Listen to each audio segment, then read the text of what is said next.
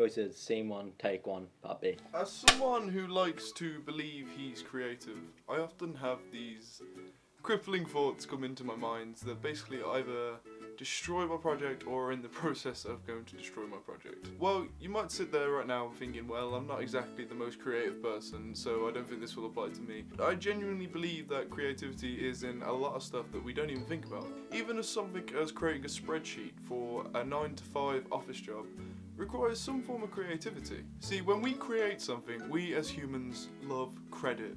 We need credit and we crave it. Sometimes just by slapping your name on top of the thing you've done, or sometimes through like authorship and style and something you've made, people can tell it's yours. However, it still doesn't separate the fact that you need creativity in what you do. It all comes down to individuality. Authorship and style and your own work all comes down to you, the individual.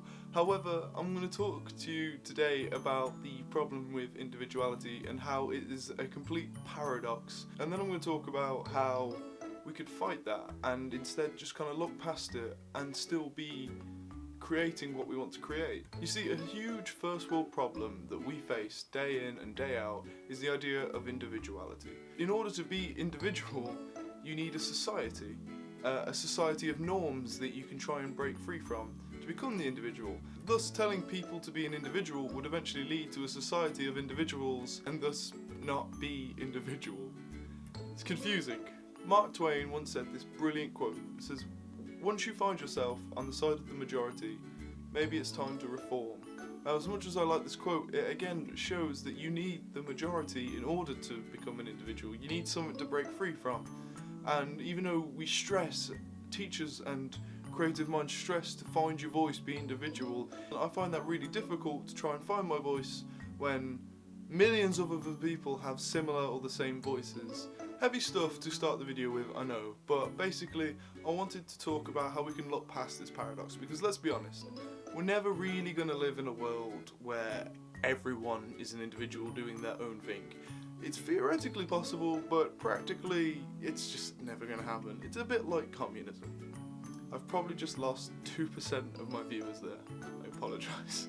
Because at times, I want to tackle it, these thoughts creep into your head and they demotivate you from doing whatever you want to do. You want to go for that job interview, you feel like other people will be saying the exact same answers you'll have. You want to create a film, you feel like something's already been done a million times before.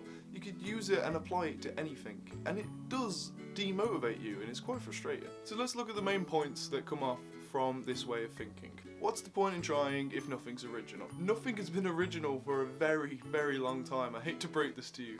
So basically, pull a Tarantino, make combinations of old stuff and see if it comes up with something different. But Jean-Luc Godard once said that it's not where you take from, it's where you take it to. There's still films being made that people enjoy, there's still books being written that people love. It's all about basically taking old stuff, putting your own spin on it and making a new combination and see if it all comes out different. Someone else will just do it better. Why should I even try? Someone out there will always be better than you. That is a fact. There's also people that are worse than you. And just because they're better than you, it doesn't mean they're as fast as you.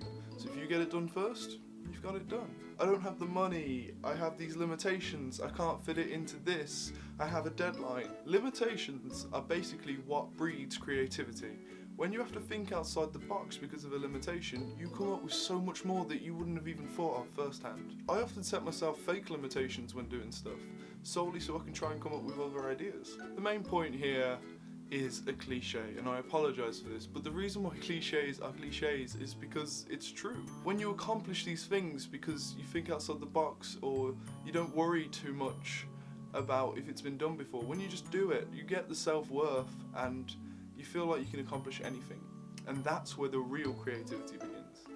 Once you've got the self-worth, you feel like you can take it in whole new directions, you tweak stuff, you make new combinations, and it just comes out great. And it's a steady progress. It might take a while, but you'll make something eventually that you are proud of, and that is all that matters, as long as you are proud of it. In conclusion, guys, contribute something. Don't live your life on autopilot.